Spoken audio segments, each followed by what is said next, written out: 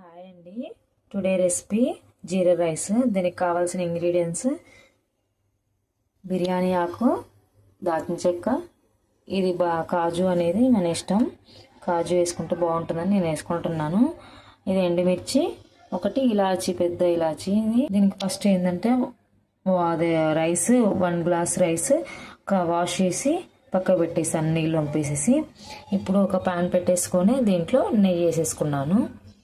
ఇప్పుడు పోపు వేసుకుంటున్నాను.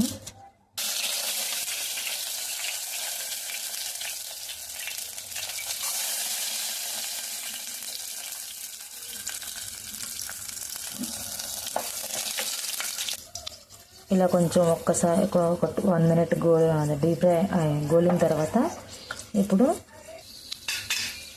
ఎండుమిర్చి వేసేసుకుంటాను.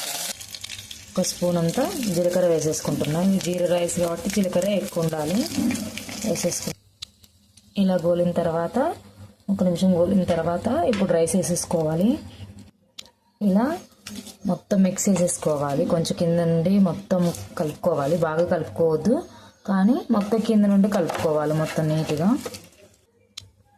నేను గ్లాస్ పోసుకున్నాను కాబట్టి 2 గ్లాసెస్ వాటర్ పోసేసుకుంటున్నాను. ఇప్పుడు సరిపడినంత సాల్ట్ వేసేసుకుంటున్నాను. ఇలా మొత్తం మిక్స్ చేసేసుకొని సాల్ట్ ఇట్లా అన్నీ వేసేసుకున్నాను. వేసేసి ఇది ఐ ఫ్లేమ్లో ఒక 10 మినిట్స్ అలా ఉడకాలి. అంటే అన్నం అయిపోవడానికి వచ్చినప్పుడు ఏంటంటే తక్కువ పెట్టేయాలి. ఇప్పుడైతే మొత్తం ఐ ఫ్లేమ్లో ఉడకనియాలి దీన్ని. ఇలా కొంచెం బాయిల్ అయిపోయిన తర్వాత ఇప్పుడు తక్కువ పెట్టేసుకోండి. స్టవ్ తక్కువ పెట్టేసి క్యాప్ పెట్టేసుకోండి. 5 మినిట్స్ ఇలా ఉడికేస్తే అయిపోయింది, అన్నం అయిపోయింది. ఇప్పుడు క్యాప్ పెట్టేసుకున్నాను.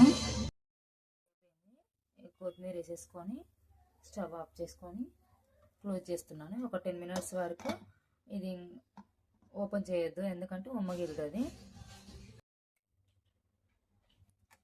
ఇలా ఫైనల్లీ ఇలా వచ్చింది,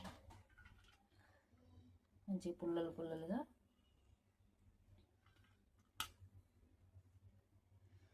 అందరు ఇష్టంగా తింటారు.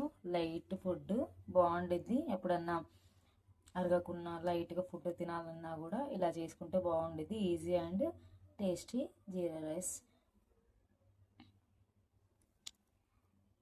Thank you friends. సబ్స్క్రైబ్ చేసుకోండి.